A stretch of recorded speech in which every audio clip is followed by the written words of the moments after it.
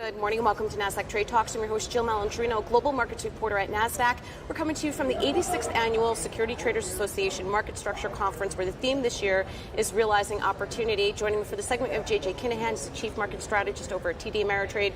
JJ, great to see you as always. And kicking off Q3, there is no shortage of headlines. We could see that in the market today that traders have to deal with. Yeah, and no doubt about it, Jill. First of all, thanks for having me. Always great to see you all over the country. Right.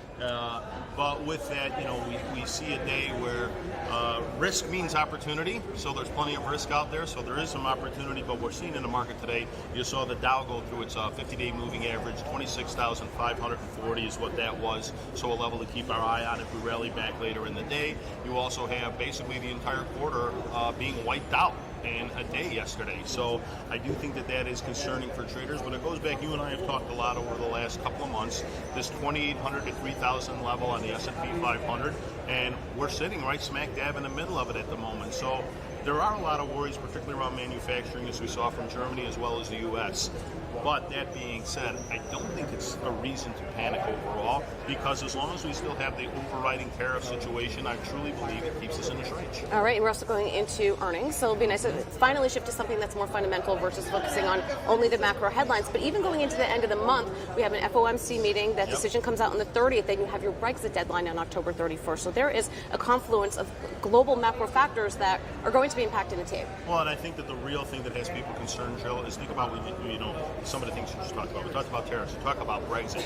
These are questions that we don't know sort of what the outcome will be, particularly Brexit. It's never been done before, so we don't know. We know tariffs tend to be bad in the long run for countries, so we'll see what happens there, and I think that is one of the biggest things. What I'm looking for in earnings relates exactly to that.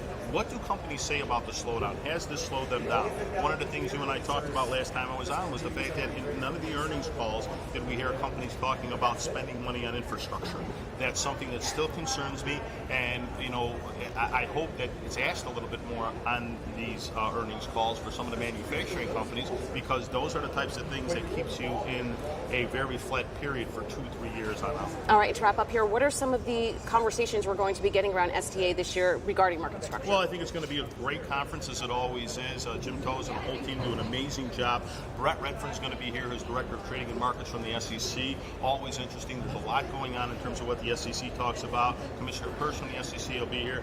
She's great on her comments. Kind of funny and also incredibly intelligent. So there's a lot going on in market structure also in terms of odd lots on the tape and how that works, some of the higher price stocks, what will go on there. All in all, I'm excited because every single panel, and I believe we even have a crypto panel this year, every single panel has something to offer for all the attendees. This is always a great conference, and this year I don't think it'll be any different. All right, JJ, as always, thanks so much for checking in with us. And thank you for joining me from the 86th Annual STA Market Structure Conference. I'm Jill Malandrino, Global Markets Reporter.